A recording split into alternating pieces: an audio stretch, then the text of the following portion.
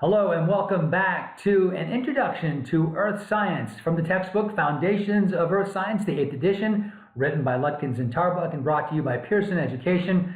I'm your professor, Dave Cocciarella. We are in Chapter 10 now. Of course, Chapter 9 was the first of two chapters on the ocean. We talked about the different aspects of the ocean, the profile of the ocean, how we map the ocean floor. Now we're talking about the motion of the ocean, the horizontal motion, the vertical motions of the ocean. What does that mean to coastlines? And then finally, we'll wrap it all up with talking about tides. So let's get into Chapter 10 from Foundations of Earth Science. We will start our conversation on the second chapter on oceanography in this textbook, talking about the pattern of ocean currents. And we'll be talking about both surface currents and also deep ocean currents. And so ocean currents, simply masses of water that flow from one place to another, and our surface currents develop from the friction between the wind and the ocean surface. And so wind patterns across the globe actually help to create our global ocean current pattern. And we see 5 big circles known as gyres in each of the oceans, North and South Pacific, North and South Atlantic, and in the Indian Ocean, and in the Northern Hemisphere clockwise and in the Southern Hemisphere counterclockwise. These are our 5 main ocean gyres, and again, they relate directly to the atmospheric circulation, by the way. If you think about it, if you're on this side of the ocean basin, this equator to poleward motion of that current is going to be warm water, and the poleward to equator motion is going to be cold water. And so once again, the inset shows the North Atlantic and the South Atlantic gyre, and the big wide arrows, those are going to be your actual gyre circulations, your ocean current circulation, and the smaller arrows, those are going to be the wind arrows that create that circulation. And here's your North Atlantic, the North Equatorial Current that goes to the Caribbean, creates the Gulf Stream that flows up to the North Atlantic, and then your Canary Current coming back south as a cold current. In the Pacific Ocean, on the west side is the Kuroshio coming up past Japan with warm water, and on this side of the ocean basin, we have the California Current bringing cold water from the poles to the equator, and also same side of South America, because the counterclockwise flow of this gyre, the equatorward flow, meaning from the poles to the equator, bringing cold water up by the Peruvian Current. The Coriolis effect is what creates the counterclockwise or the clockwise flow of the gyres and the atmospheric circulation as well. The Coriolis effect is simply the fact that the Earth is a spinning platform, and free-flowing objects in the Earth's atmosphere or in the ocean are going to have a certain motion imparted into them. They are deflected to the right in the northern hemisphere and to the left in the southern hemisphere. And generally, that will result in 4 main currents in each gyre. One that's going to move across the basin at the equator, one that's going to move up one side of the ocean basin, across the basin close to the poles, and then one that's going to move down the other side of the basin. And we'll talk more about Coriolis when we get into the several chapters that we're going to have on weather and climate.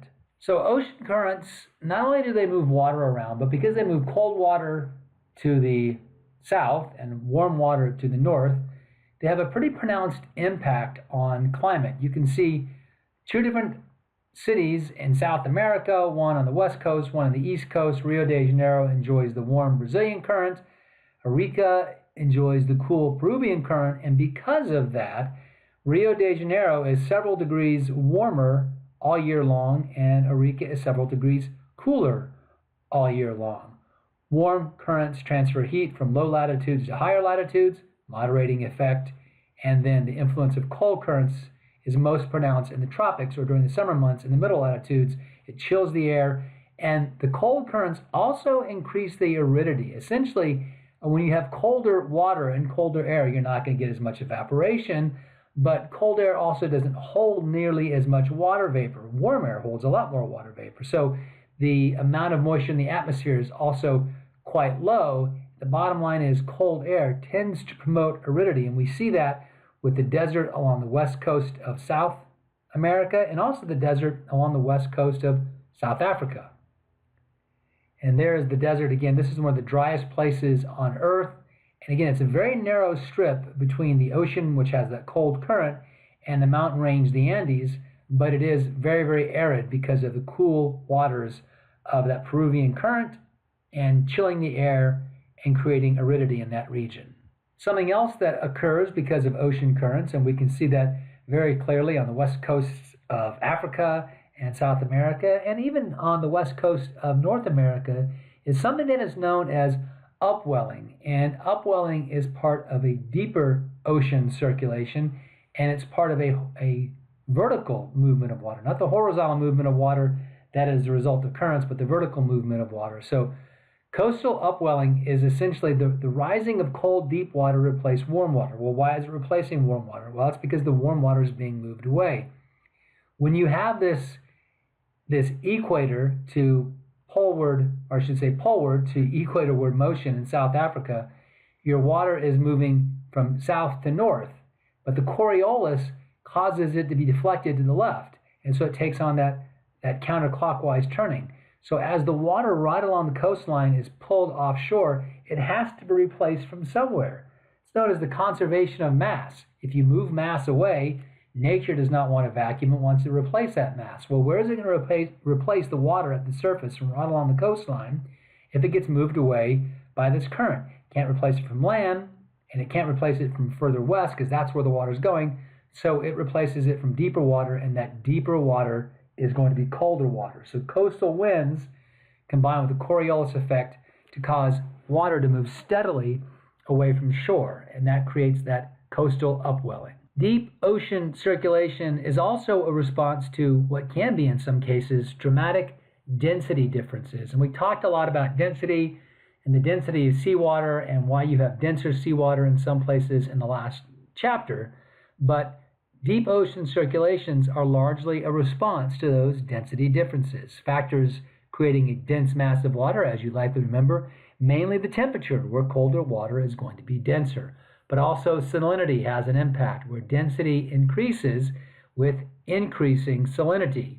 And the deep ocean circulation that is caused by these density differences, because it's a combination of both temperature and salinity, is known as the thermohaline circulation. Thermo for temperature, haline for salt, and that thermohaline circulation is a global deep ocean circulation. Most water in the deep ocean currents begins at high latitudes at the surface, and that high latitude water at the surface gets frozen into ice. And when seawater freezes into icebergs and ice sheets, well, only the water freezes, just the H2O. All of the salts, that 3.5% of dissolved minerals, that stays behind in the water. So that surface water, which is already quite cold, and about the same temperature as the water beneath it, so the same density because of temperature, that surface water becomes much saltier, making it much denser, and it begins to sink. So a simplified model of the thermohaline circulation is here, where in the North Atlantic and even in the North Pacific, and certainly down near Antarctica, cool water sinks because of density and then begins to move toward the equator. In the case of the North Atlantic, it moves south toward the equator. In the case of Antarctica, it's going to move north toward the equator. And that water flows and continues to flow south and literally flows around the entire globe. It will surface at some areas, and warm surface water will travel as it will and back up to the colder water, or back down to the colder water, or back up to the colder water. But this entire circulation is known as the global conveyor belt, and that global conveyor belt is very important in maintaining climate as it is. And you can see that perhaps warming the climate for a few degrees may result in less sea ice forming, and maybe even sea ice melting, which is then going to leave the density of that water lower, and you're not going to get that sinking of water. And so subtle changes in climate might actually disrupt this thermohaline circulation, which would disrupt the entire climate of the entire globe. All right, we want to talk briefly about the shoreline and the continental and oceanic processes that converge along the coastline. And landscapes along the coast, they are all undergoing rapid change. It's an interface, a common boundary where different parts of a system interact. The coastline is an interface between the continent, the ocean, but also the atmosphere. It's also a very dynamic interface. And here's a great example of where the continent, the ocean, and the atmosphere have all interfaced in a very destructive way to man's creations, this is the result of a superstorm or Hurricane Sandy that happened a few years back. and you can see massive waves and storm surge had a tremendous impact on the structure. But shorelines are also being modified by other processes. We mentioned winds, waves, and storm, but there is subtle sea level change happening in all parts of the world, and not all sea level rising. Largely it is, but there's some areas where sea level is actually dropping. Stream erosion and deposition changes the shorelines. Glaciation can change the shorelines. Volcanic activity and tectonic forces. And of course, as we see in this particular illustration, human activity can change the shoreline. So we mentioned that wind and waves have an impact on the shoreline. So let's take a little bit of a deeper look, deeper dive, as you were, into waves. And waves, essentially ocean waves, is simply put energy traveling along the interface between the ocean and the atmosphere. And the waves of the ocean derive their energy and the motion from the wind. And so the wind blows across the ocean surface, and the friction between the wind and the water is what starts and then also allows waves to build. Essentially, if you have small little ripples and wind is continuing to blow into the back of the ripples, it pushes those ripples along and allows them to get larger and larger and larger. And we're going to talk about a number of different aspects of waves, including the crest and the trough, the wave height, very important to waves and how they break and how they move, wave length, and also these circular orbits that make up the waves, the water particle motion in the ocean. And what we see is that the water particle motion that makes up the wave at the surface gets smaller with depth. And it gets to a point where at depth it's completely negligible. And that depth is typically about 1/2 of the wavelength. So the wavelength of the wave has a very big impact on the shape of the wave and the strength of the wave and the way the wave is ultimately going to look when it breaks. So wave characteristics include wave height, wave length, wave period, and all of those are essentially dependent on wind speed, the length of time the wind blows into the waves, and the fetch. And the fetch is basically the distance that that wind blows over the water to create waves. So wave height is the vertical distance between the trough and the crest. So again, it's not from the flat surface of the water, but from the actual trough of the wave to the crest of the wave. That is going to be your wave height. Wave length is that horizontal difference between two successive crests. And so you have the first crest here and the second crest there. And the wavelength is very important because this physical component of this wave, this wavelength, distance from crest to crest, when you take it to the depth of the ocean, you can see the water particles move in these orbits as the wave energy goes by. And as you get to about half of the wavelength in depth, those water particles actually the movement becomes negligible. Below that depth, you don't really feel the waves moving anymore. So the wavelength is a critical piece of the puzzle about waves and helps us to understand why waves act the way they do and how they're shaped and how they break as well. Now, the next component is the wave period. And that wave period is essentially a function of the wavelength because it's the time interval for one full wave to pass a fixed position. So again, it can be from crest to crest or trough to trough, but it's the time for that to occur. And you can see wavelengths in the Atlantic, again, 8 to 12 seconds, and wavelengths in the Pacific, much, much longer. It's a much larger ocean again. But the wave length is a critical aspect to how the waves are going to act when they get near to shore. And as we mentioned, the height, the length, and the period all depend on wind speed, the length of time the wind blows over the water, but also the distance that wind blows over the water. And when you have the maximum speed and the maximum length of time and the maximum fetch, that is when you're going to get your fully developed seas. As waves travel, the water passes energy in a circular orbital motion. So the water is not moving, it's energy moving. The water particle moves following this boat. It goes in this circle. So it goes back and up, and then over, and then down and over, and then back and down. And you have this very small orbital that is the actual motion of the water. But water particles only advance a very, very small amount as the wave moves by. It's really energy passing through the water. So waves are unaffected by depth until they get to that point where the depth is less than 1/2 of the wavelength, then they do become affected by depth.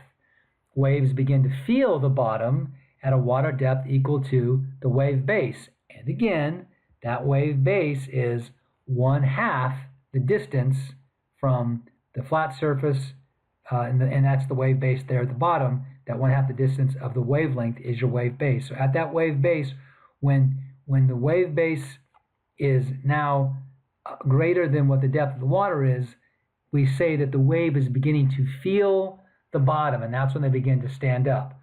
Slightly faster waves further out to sea in this situation catch up and decrease the wavelength. So once waves begin to feel the bottom, they begin to slow down, and the waves behind them catch up, and that decreases the wavelength, which causes the waves to grow higher.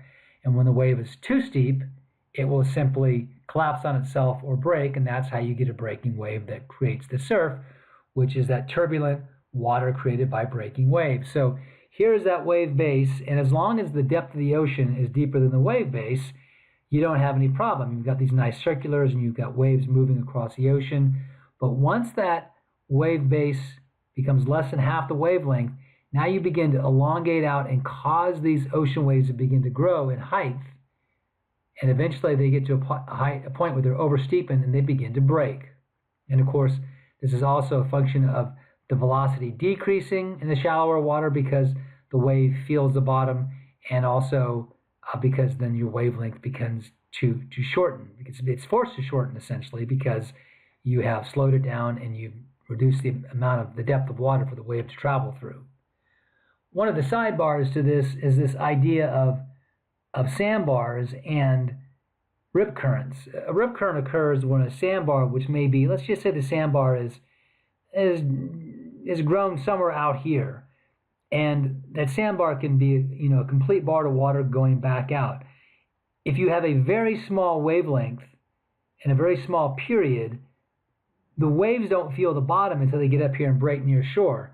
But a longer wavelength and a longer period means that the waves feel the bottom sooner, and if the waves feel the bottom sooner, they can literally break through that sandbar, and that's what creates the rip current.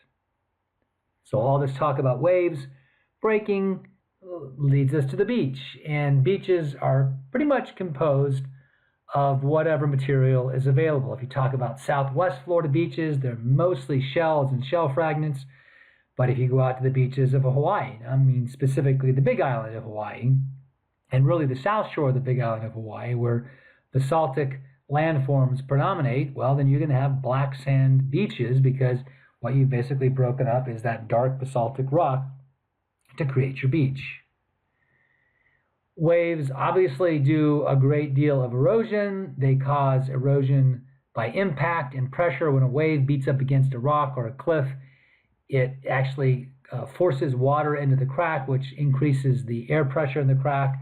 And so once the wave passes by, that air pressure forces the water back out and typically strips anything that might even be remotely loose in the crack with it, thus causing the cracks to get bigger. Waves can break down rock into smaller and smaller pieces, literally supplying sand for the beaches. And the other thing you can see happening, a very clear California coastline where you get these cobblestone beaches, the smoothness of these rocks is a function of the abrasion or the sawing and grinding action of water that has sand or rock fragments in it. It just smooths down the rocks very significantly. So waves do a lot of work, and they do a tremendous amount of erosion and can do a tremendous amount of erosion in a very, very short period of time. Beaches are sometimes considered rivers of sand. Sand in the surf zone will move roughly parallel to the shoreline, and then wave energy also causes waves, or sand that is, to move perpendicular to the shoreline. And so both occur, and you get sand moving downstream or with the current along the shoreline, getting these beaches that are literally rivers of sand. Now, one aspect of waves as they approach a beach is as one part of the wave gets into shallow water, because most waves are going to approach the beach at some type of an angle. When that first part of the wave that gets close to the beach gets into shallower water, it is going to slow down, and it's going to literally cause the rest of the wave to bend and refract, and become almost parallel to the beach as it comes in. So wave refraction is the bending of waves. As waves first touch the bottom in the shallows, they are slowed, causing them to bend, and the waves essentially arrive parallel to shore. Wave energy is concentrated then against the sides and ends of headlands. If there's a headland, a little point sticking out, then that wave energy is going to be bent around and concentrated right at the end of the headland, but also on the sides of the headland. And in that way, wave erosion helps to straighten out irregular shorelines. So we're going to see that here. Here's your headland, and as the waves come in parallel, when this end of the wave on both sides of the headland first hits this rock or shallower waters here, it slows those waves down. The water or the wave moving in deeper water continues to move at the same speed, and it causes them to refract and bend inland. And you end up focusing your wave energy at the end of the headland or at the side of the headland. And what that essentially does, if you have a shoreline with lots of headlines that's very jagged, this motion is going to continue to erode away this headland and then deposit what it erodes away, deposit it over here on the in these little bays. And the bays will get wider and wider, the shoreline of the bays will get wider and wider, and the headlands will get narrower and narrower, and you'll literally straighten out that shoreline. This is Rincon, a world-famous surf break where the waves come in, and because they bend all the way around this point, surfers can catch the wave here and ride it all the way in, and it makes it a much, much, much longer wave. But also, since the wave is going to break in shallow water, the wave doesn't break all at once. It creates these long, peeling waves, which is exactly what the surfers want. It makes it very appealing. So Rincon, like Malibu, is one of those great places for surf or surfing. So we mentioned the beaches being rivers of sand and the sand being moved perpendicular or parallel to the beach, and that both perpendicular movement, meaning sand being washed up the beach by a wave at maybe an angle and then flowing back down, straight back down the beach, at maybe more of a right angle to the water, that creates beach drift. And then the other aspect of the beaches being a river of sand is the longshore current. The current in the surf zone typically parallel to shore and will move lots of sediment along the shoreline. So these are those two different issues, the beach drift that occurs and the longshore current. So these waves are coming in at an angle, and they move up the beach at an angle, and they come straight back down. Gravity pulls them straight back down. So sand that comes in here may get up here, some of it deposited, but some of it deposited back on the way down. And essentially, it creates a fairly slow, but a fairly steady and regular movement of sand grains down the beach called beach drift. Now, the other thing that happens as these waves are moving along, you get a longshore current. And if you've ever been to the beach and everybody sets up their towels and their blankets and their umbrellas here, and you get in the water, and 3 or 4 minutes later, you're 35, 50 yards down the beach, that is that longshore current. And when those waves come in at an angle like that, you get a longshore current moving in the direction of the waves. In addition to waves and wave action, we do see a lot of other influences on the erosion at the shoreline. For instance, if you're very close to a heavily sediment-laden river, you're going to have lots of sediment to dump on the beach, and your beaches may hang around longer. Tectonic activity can obviously influence the shoreline. The composition or the topography of the land, if you have very, very, very flat land with no streams draining it, you might not get any or very little sedimentation. If you have high cliffs that are undercut by the waves or streams moving through those high cliffs, you may have a great deal of sedimentation. Wind and weather patterns and just the configuration of the coastline all affect the erosional features of the surf. And here are some of the classic erosional features. In this situation, this cliff along the California coastline was way out here, but the waves have continually undercut the cliff, and then what's up here, way up top, falls off and gets washed away by the waves, and the waves continue to undercut and undercut and undercut, and what that creates is a wave-cut platform. But what is this flat area up here, this marine terrace? Well, this is an old wave-cut platform that was lifted up by tectonics. And because the California coastline is considered an emergent coastline, some uplift is occurring because of tectonics, some sea level drop as well.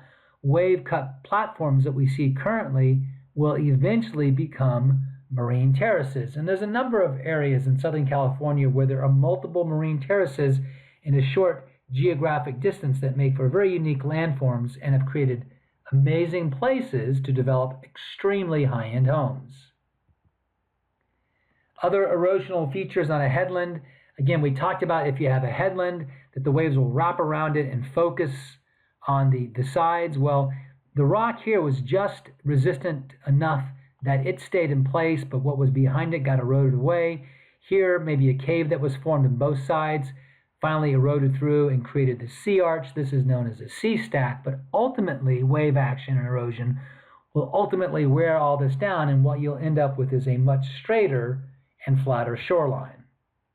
Other depositional features, not erosional features, but depositional features. This is where sand is moving down along the shore, that longshore current, and some of that sand is deposited, creates some very unique features. The spit, the baymouth bar, and coming up on the next slide, the tombolo. So a spit is essentially just a situation where there's a longshore current. So just follow me here. The longshore current's been moving in this direction, this direction, this direction, and this beach has got longer and longer and longer as a spit. And this entire thing is the spit. Spits can, however, grow all the way across a bay and create a baymouth bar. This particular spit was broken through by waves, and back behind it, a tidal delta has been created. This is actually a spit that was created at the end of Cape Cod. Remember, we said Cape Cod, like Long Island, were essentially moraines left over from previous glaciers, where the end of the glacier dumped tons and tons of sediment, and when the glacier retreated, a big mound was left. Well, when sea level came up, Cape Cod was left above sea level. And as sand moves along Cape Cod in that longshore current, it wraps around and it has created the Provincetown spit, this spit of land here. So spits and baymouth bars. Here's your tombolo. So you have some little island. As waves slow down, sand was deposited, creating this tombolo. But now, as these waves are refracting around it, you're going to begin to get this eroded away. So eventually, this erodes away. A spit grows across this bay and becomes a baymouth bar, and this sea stack is eroded away, and you get another spit that grows across that bay, and you end up with your coastline being significantly eroded down and becoming much, much straighter. All right, let's go back to barrier islands. And barrier islands are something you see along the U.S. East Coast, including just about everywhere from the Pamlico and up around Delaware and the Mid-Atlantic all the way down through Florida. Mainly we find them along the Atlantic and Gulf Coast. They are spits of sand essentially parallel to the coast. They can originate in a couple different ways. Spits that developed are simply severed from the mainland and remain, and enough vegetation grows on them that they're not eroded away and they're still there. Sometimes they're created when very turbulent water brings sand up from the bottom and dumps it in one place, and you get the bar that remains, and that becomes a barrier island. And in some cases, they're thought to have formed from sand dunes. So imagine during the glacial period, sea level was much lower, and none of the Pamlico Sound was back here, or this is the Outer Banks here. None of this existed. This is all solid land, and this was the beach itself. And the wave action created sand dunes along the beach. Well, then sea level came up, and it didn't quite drown those sand dunes, and that remained as the barrier island. So barrier islands mainly along the Atlantic and the Gulf Coast, but they are very prevalent in those areas. Some of the erosional problems along the U.S. coast, shoreline erosion problems are different along the opposite coast, because one coast of the United States is emergent and one coast of the United States is submergent.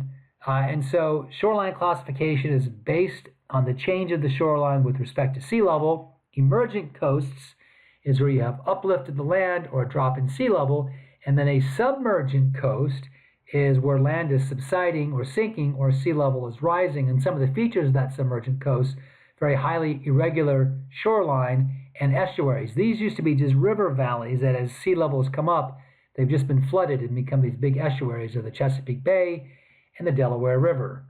So along the Atlantic coast, some of the erosional problems in this submergent coastline, this land that's sinking, is development has occurred mainly along the barrier islands, but they face the ocean and they receive the full force of the storms. And so those barrier islands are really meant to move and undulate and not be in one fixed location. So when we build them in one fixed location, eventually you're going to have problems. And back in the latter part of the last millennia, 1990s, the lighthouse at Cape Hatteras was more and more in danger of being swept away by the next big storm. So they spent just millions and millions of dollars to move that 2,900 feet back and away from the ocean. But eventually, this will all still be eroded away, and that lighthouse will once again be in danger.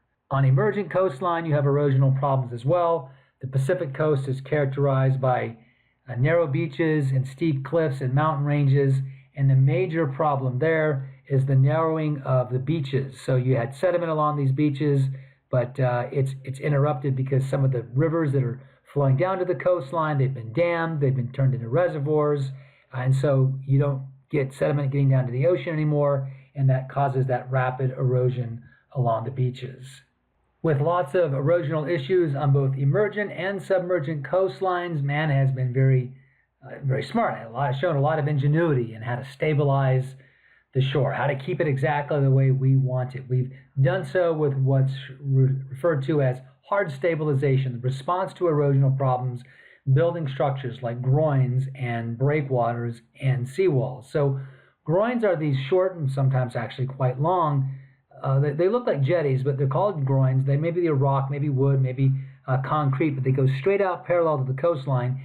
And as the longshore drift comes along, what happens if I live here, if I live in that house, I build that groin, as the longshore flow, the longshore current moves along, the water is slowed down because of my groin, and it dumps sand here, and it gives me a nice wide beach. But the guy down here, behind me, behind this groin, he's having sediment robbed from his beach, and so he builds one up here to make his wider, and he builds one up here to make his wider, and so these groins just interrupt the longshore current and the flow of sediment along the beach. Breakwaters are a little bit different. Here's a breakwater, and that's been designed to stop large waves from getting into this area. You create a good anchorage with quiet water, but because it settles the water down behind it, the longshore current slows down. That longshore current dumps its sand here, and then it sort of robs the sand from this area. So breakwaters are built offshore. They protect boats from breaking waves. And then seawalls are not dissimilar, but seawalls are built right along the coastline itself, and they armor the coast against breaking waves. And oftentimes they're not effective because they just can't stand up to the waves. They get broken down, and they have to be rebuilt with bigger, larger, and oftentimes more expensive structures.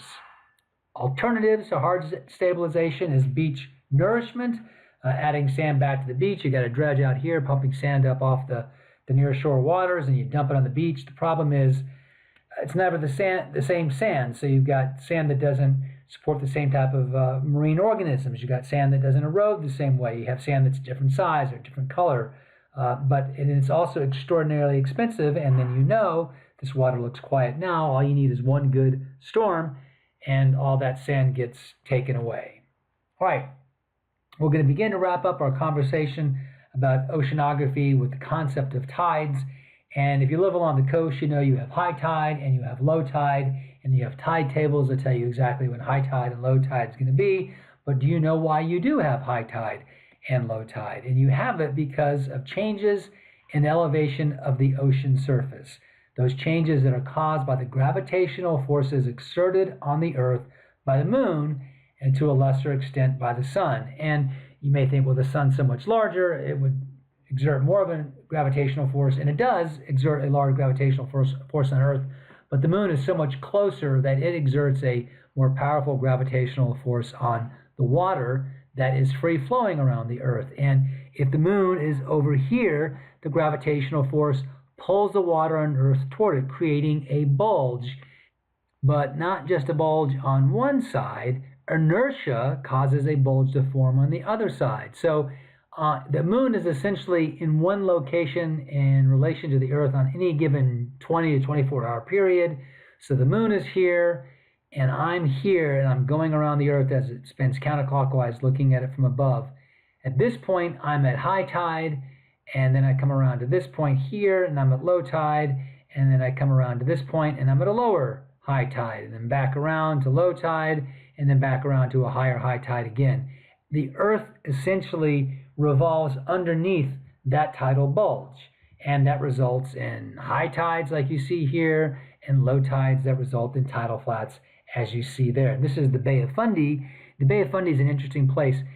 You may have seen video or pictures of a tidal surge that comes in so fast and it's so high that when it's low tide, the boats are on the bottom of the bay, and then when it's high tide, they're floating. That's at the Bay of Fundy. That's a very narrow channel that makes the Bay of Fundy, means its tidal range is extremely high and moves very, very quickly. So when we talk about tides, you have a full moon and a new moon. So the sun is over here, and the full moon is when the direct rays of the sun illuminate half the moon, and we see a full moon. And the new moon is the other point in the month 2 weeks later, where the direct rays of the sun are illuminating the back of the moon, and we don't see any moon at all. When the moon and the sun are lined up like this, they exert the greatest gravitational pull. When we have a new moon, both the moon and the sun are on this side exerting a pull. When the full moon's over here, the moon's over here, we have a full moon where the moon is pulling in one way, the sun is pulling in another way, but this is the time of the greatest tides. So the spring tide during new and full moons, the gravitational forces are added together. You have larger tidal troughs, which is the in-between, and larger tidal bulges, and a larger daily tidal range. Now, when you have your crescent moon or your quarter moon, the first quarter or the third quarter, then the sun is here, the moon is here, so they're not working together. And so during the first and third quarters of the moon, the gravitational forces of the moon and the sun are somewhat offset, and you have a bulge going in this direction, a bulge going in that direction. So you do have higher bulges and lower bulges, creating high tides and low tides, but that daily tidal range is at the very least during what's known as your neap tide. So in a typical day, you're going to have, in most locations, you're going to have 2 high tides and 2 low tides. And depending on the size of the ocean and the type of the ocean, you're either going to have 2 high tides and 2 low tides of approximately equal heights during one day, or you're going to have 1 high tide and 1 low tide each day, or you're going to have 2 high tides and 2 low tides of very unequal heights during the day. So you have a diurnal pattern, which is once a day, your semi-diurnal pattern, which is twice a day, and then your mixed pattern, which is twice a day at different heights. And the influences that affect those types of tides are the shape of the coastline, the configuration of the ocean basin, and also the water depth helps in that as well. So that diurnal tidal pattern, a single high and low tide each tidal day, typically occurs in small enclosed basins like the Gulf of Mexico. Your semi-diurnal tidal pattern, which is what we have on the east coast of Florida, 2 highs, 2 lows each day, little difference in the high and low water heights. And that mixed tidal pattern, 2 highs and 2 lows each day, but large inequity in high water heights and low water heights, or both. And that's prevalent along the Pacific coast of the United States. As tides move in and out, there is a accompanying horizontal flow as a tide comes in, as the tide goes out, and that's called the flood current. The advance into the coastal zone is the flood current, and the seaward movement away from the coastal zone is called the ebb current. So you have a flood tide and an ebb tide. If the tide's coming in, it's flood. If it's going out, it's ebb. And then you also have tidal flats. So those are going to be the areas that when it's a flood current are covered with water, and when it's an ebb current are uncovered with water. And those are your tidal flats. And sometimes you actually get tidal deltas that are created where a flood current brings in sediment, and then when it ebbs back out, it deposits that sediment and leaves a little tidal delta behind. So here is your lagoon with your barrier island, and this is going to be a tidal lagoon. So there's your tidal flat where at low tide it's exposed, and then at high tide the water will be up closer to the green, and that will be covered in water. And this is your flood delta, where water flows through it, carries sediment, and then it deposits it as it slows down. And you can actually get an ebb delta as well, but mostly what are created are those flood deltas. All right, now we've talked a lot about the ocean. Again, we've just really scratched the surface of the information that there is to know. But our next conversation, and it's going to be a fairly extended conversation, is going to include the ocean, because we're going to be talking about ocean-atmosphere interface. But now we're moving into atmosphere and the atmospheric sciences and weather, climate, weather pattern, and of course we'll also talk about climate change. That was Chapter 10 from Foundations of Earth Science, our textbook, the 8th edition, written by Lutgens and Tarbuck and brought to you by Pearson Education. Of course, that wraps up 2 different chapters on the ocean, but the ocean is part of Earth science combined with the geosphere and the atmosphere. We started the entire course, 9 chapters, talking about the geosphere. Now we're going to transition from the ocean and the hydrosphere into the atmosphere and the ocean-atmosphere interactions, and we're going to start that coming up next with Chapter 11.